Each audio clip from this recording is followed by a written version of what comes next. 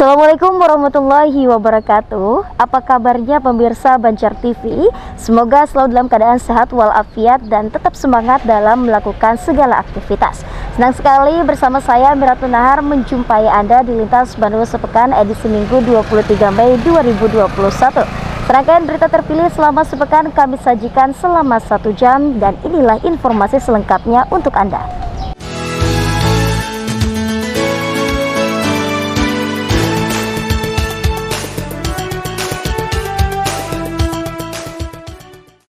Ya pemirsa, mengawali jumpa kita kali ini, ikrar bersama dalam menyukseskan pemungutan suara ulang pemilihan gubernur dan wakil gubernur Kalsel 2020 digelar KPU Kalsel. Sayangnya ikrar bersama tersebut hanya dihadiri pasangan calon wakil gubernur yakni Haji Muhyiddin dan Difriyadi Darjat. Di samping itu Ketua DPRD Kalsel Supian Haka berharap dengan telah digelarnya deklarasi PSU damai oleh Komisi Pemilihan Umum Kalimantan Selatan, maka tim pendukung kedua belah kubu baik itu paslon nomor urut 1 Birinbu maupun nomor urut 2 Denny Difri bisa menjaga suasana tetap kondusif.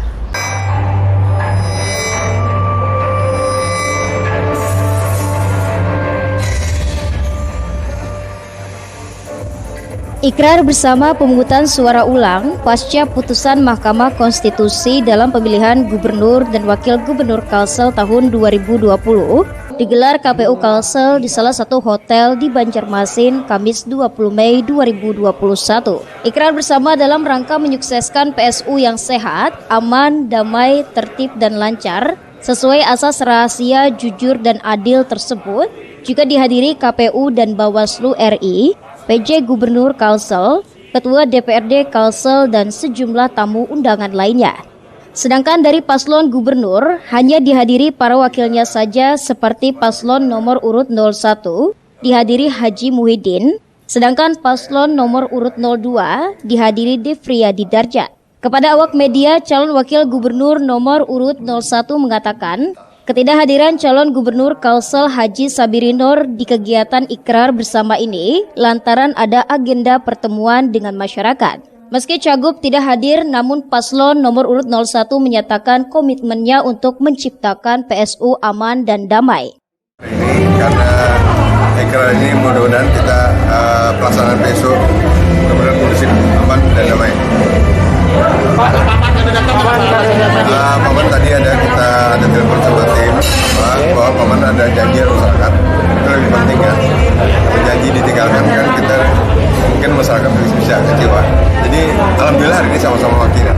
Sementara itu, calon gubernur nomor urut 02 Difriyadi Darjat menyatakan Cagup Gubernur Kalsel Haji Denny Indrayana berhalangan hadir lantaran masih dalam masa penyembuhan usai terkonfirmasi positif COVID-19.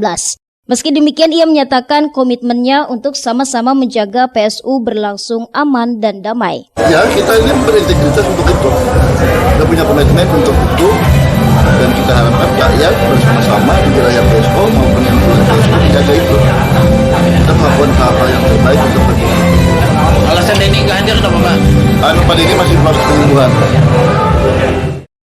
Ketua KPU RI menyatakan tak masalah kedua cagup tidak hadir dalam kegiatan ikrar bersama ini.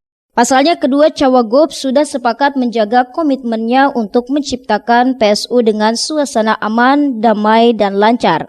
Tidak datang hadirnya lengkap pasangan calon ini seperti apa tanggapan? Nggak ada masalah, satu orang itu Bang Denny masih COVID, satu lagi mungkin Pak Mirin malah saya ada kesibukan lain, itu problem. Yang penting kemudian masyarakat melihat bahwa komitmen kedua pasangan ini untuk menjaga damai dalam PSU 2021 ini bisa berjalan lancar, pilkadanya bisa berjalan lancar.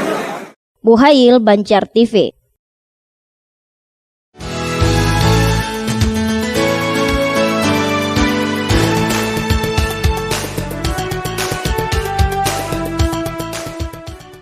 Komisi Pemilihan Umum KPU Kalimantan Selatan beserta Forkopimda baru saja menggelar deklarasi damai di salah satu hotel di Banjarmasin Kamis 20 Mei 2021. Deklarasi damai sebagai salah satu strategi agar suasana daerah tetap aman dan kondusif ini turut dihadiri KPU dan Bawaslu RI serta undangan lainnya termasuk Ketua DPRD Kalsel Supian Haka. Ditemui awak media usai gelaran deklarasi damai, Supian Haka berharap dengan telah digelarnya deklarasi damai jelang pemungutan suara ulang pemilihan gubernur dan wakil gubernur Kalsel 2020, tim pendukung maupun partai pengusung paslon nomor urut 01 Birinbu dan paslon nomor urut 02 Denny Divri bisa menjaga suasana daerah Kalsel tetap kondusif. Menurut Supian, masyarakat saat ini sudah cukup cerdas dalam menentukan pilihan. Harapannya jangan ada lagi kegaduhan termasuk saling serang dan menjatuhkan di media sosial. Rakyat dari rakyat untuk rakyat. Harapan kami situasi kondisi yang sudah kondisif Kalimantan Selatan, antara kubu dua calon ini jangan banyak gelamur antara fitnah, membuat medsos yang tidak berkepentingan, nanti akhirnya merugikan kedua belah pihak calon. Lebih baik kita bagaimana membawa masyarakat bisa turun memberikan hak suaranya di tanggal 9 nantinya. Itu aja harapan kami.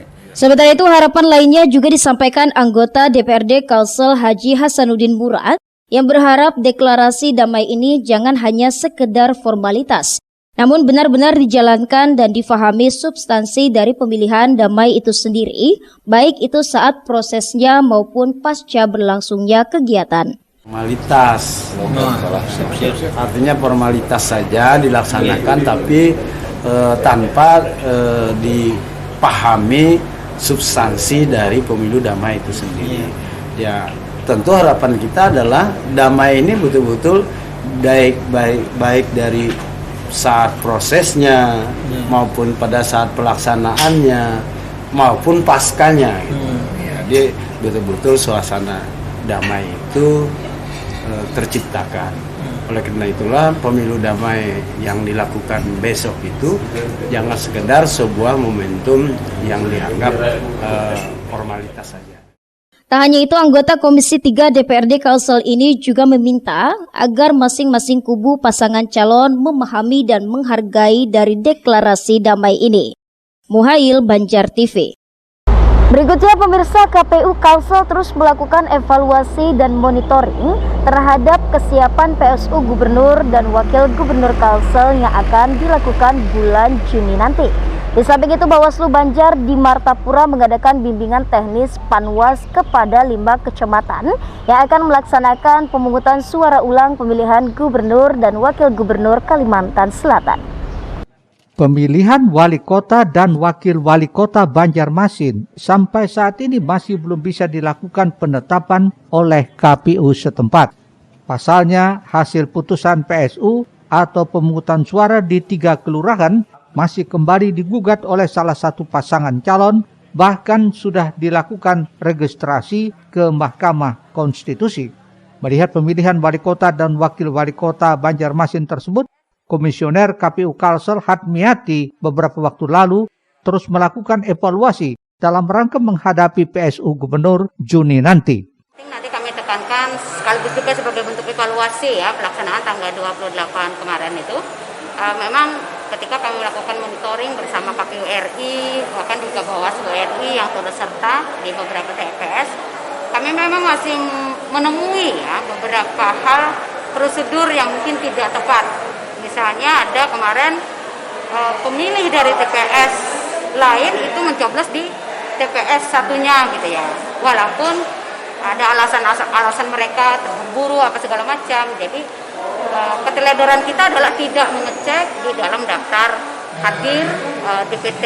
Jadi harusnya surat pemberitahuan itu disanding dengan KTP dan DPT yang dipegang oleh setiap anggota KPPS, yang dipegang oleh KPPS. Evaluasi ini penting mengingat kejadian beberapa waktu lalu saat PSU, warga pemilik hak pilih tidak melakukan pencoblosan sesuai prosedur, yakni tidak sesuai TPS yang tercantum di dalam surat undangan. Dan ini diakui sebagai keteledoran KPPS setempat. Oleh karenanya KPU Provinsi akan terus melakukan evaluasi dan bimbingan supaya PSU kali ini tidak ada kesalahan. Rizna, Banjar TV.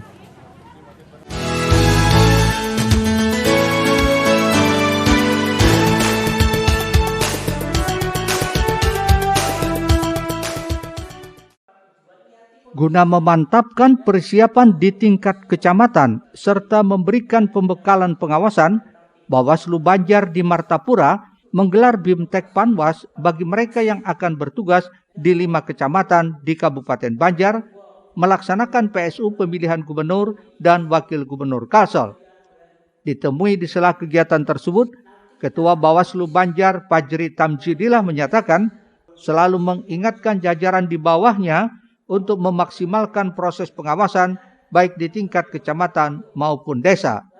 Menurut Fajri, pihaknya menyiapkan untuk mengaktifkan kembali pengawas desa dan kelurahan sebanyak 89 orang dan pengawas TPS sebanyak 502 orang. Fajri pun menekankan saat ini prioritas kepengawasan dalam mencermati pemutakhiran data pemilih untuk menghindari potensi kecurangan. Warning kepada teman-teman di tingkat kecamatan, tingkat desa, tolong mana-mana yang pemilih yang termasuk di dalam DPT yang misalkan saja sudah meninggal, misalkan juga ada pindah alamat dan lain sebagainya, ini yang jadi catatan. Karena pada pelaksanaan PSU nanti pemilihnya adalah yang menjadi DPT, daftar pemilih tetap, yang sudah ditetapkan oleh KPU sebelumnya sebagaimana pada tanggal mereka juga yang diumumkan pada tanggal 9 Desember kemarin, ditambah DPPH dan DPTB-nya. DPPH-nya siapa? Yang pindah memilih itu juga mencatatkan adalah yang DPPH yang kemarin. Kemudian DPTB-nya juga mereka yang menggunakan hak pilihnya dengan membawa KTP, itu juga yang sudah menggunakan hak pilih kemarin di tanggal 9 Desember itu. Jadi tidak bisa lagi pemilih dengan menggunakan KTP. 5 kecamatan di Kabupaten Banjar yang mendapat amanah Mahkamah Konstitusi untuk menggelar PSU pemilihan gubernur wakil gubernur Kalsel adalah Kecamatan Sambung Makmur, Astambul, Mataraman, Alu-Alu, dan Martapura Kota. Ahmad Ramadhani, Banjar TV. Pemirsa, jelang puncak musim hujan yang diperkirakan terjadi pada bulan Juni 2021, PJ Gubernur Kalsel Safrizal ZA menghimbau kabupaten kota untuk melakukan persiapan guna mengurangi resiko kerugian jika terjadinya bencana. Di sisi lain juga Kalimantan Selatan menerima bantuan dana stimulan sebesar 66 miliar rupiah bagi 3.942 masyarakat terdampak banjir di 5 kabupaten di provinsi saat ini. Total anggaran tersebut direalisasikan untuk rekonstruksi infrastruktur dan pemukiman. Menyikapi makin meningkatnya curah hujan akhir-akhir ini, PJ Gubernur Kalsel Safrizal ZA menghimbau seluruh daerah di Kalimantan Selatan agar melakukan persiapan untuk mengurangi resiko korban jiwa dan harta apabila terjadi bencana banjir. Saat ini semua kabupaten kota di Kalimantan Selatan dalam keadaan siaga 1 menyusul bencana banjir besar yang terjadi pada bulan Januari lalu yang masih dalam status pemulihan darurat. Menurut Safrizal, pihak pemerintah provinsi sendiri sedang melakukan kajian guna mencari solusi terbaik dalam penanganan masalah banjir tersebut. Ada lagi persoalan top hujan bulan Juni. Saya sudah sampaikan juga di sana agar persiapan, ya, persiapan agar mengurangi resiko, mengurangi korban jiwa dan maupun mengurangi korban harta benda. Dalam bicarakan ini untuk mengatasi setiap tahun banjir terus-menerus akan kita bicarakan solusi jangka panjang. Berarti masih siaga untuk 3 daerah? Siaga, semua siaga. 1 Kalimantan Selatan masih dalam keadaan pemulihan darurat yang dulu. Ya, banjir Januari kita statusnya masih pemulihan darurat. Nah, tiba-tiba banjir lagi. Kemarin Tanah Bumbu nggak kena waktu banjir besar. Ini agak anomali, ketika banjir besar Tanah Bumbu nggak kena, ketika banjir kecil Tanah Bumbu. Karena setiap banjir memiliki tipologi dan sebab-sebab sendiri. Akan kita pelajari untuk cari solusi terbaik. Sebelumnya dalam kunjungannya ke lokasi banjir di Satui, Kabupaten Tanah Bumbu, PJ Gubernur Kalsel menyebutkan sebagian besar penduduk sudah kembali ke rumah masing-masing, tinggal 2 lokasi pengungsian yang terdiri dari sekitar 100 kepala keluarga yang belum bisa kembali karena tempat tinggal mereka yang terkena dampak banjir terparah. Adapun 50 kepala keluarga sudah bersedia direlokasi ke tempat yang sudah disediakan. Ahmad Ramadhani, Banjar TV.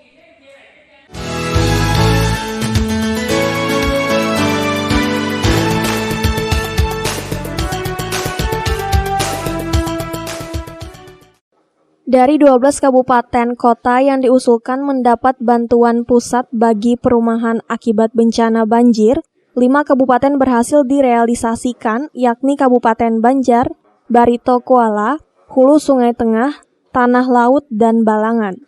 Berdasarkan data, ada 3.942 masyarakat penerima alokasi anggaran dari pembiayaan 66 miliar tersebut. Dan dalam waktu dekat akan segera dilakukan penyusunan teknis dikarenakan waktu penyelenggaraan yang singkat, yakni paling lama 2-3 bulan. Deputi Bidang Rehabilitasi dan Rekonstruksi BNPB, Rifai, menyampaikan apresiasi kepada jajaran Pemprov Kalsel yang telah memberikan fasilitas yang luar biasa, serta menginisiasi penyelenggaraan bantuan dengan pembinaan dana pendamping daerah. Dengan fasilitasi dan operasional PBD. Dan ini saya ingin sampaikan melalui media pagi ini bahwa Kalsel sudah memberikan fasilitas yang luar biasa.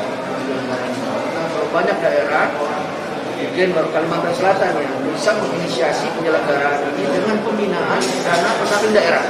Karena di dana DSP hanya membangun rumah saja. Jadi dana pembinaannya tidak ada, dan sekaligus tadi sampaikan beliau dan saya juga sampaikan kepada tim khususnya di BNPB lebih spesifik RRR akan mendampingi Pak dalam melakukan teknis mulai dari kerangka persiapan perencanaan, operasi dan laporan penyelenggaraan sehingga terjaga transparansi dan akuntabilitas. Ini juga salah satu daerah menurut saya perlu saya berikan. Sementara itu, Sekda Kalsel Roy Rijali Anwar mengatakan untuk memastikan tata kelola dana bisa sesuai ketentuan, maka pihaknya akan menyusun juknis sesuai dengan kondisi wilayah masing-masing dengan dukungan BNPB untuk membantu membuat timeline dan pengawasan.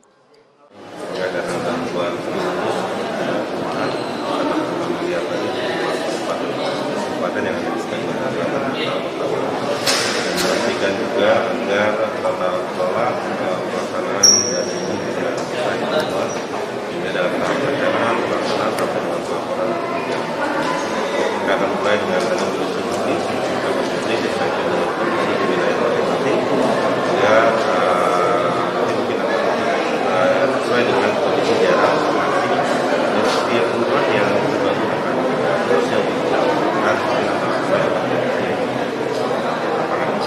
kemudian khusus untuk dana yang ditransfer ke daerah itu pembangunan rumah biaya pendampingan kemudian monitoring evaluasi itu akan didukung dengan pemerintah daerah sehingga nanti Ahmad Ramadhani, Banjar TV. Pemirsa, usai jeda kami hadirkan Camat Lurah RT aktif melakukan pengawasan warga pulang mudik. Informasinya hadir sesaat lagi.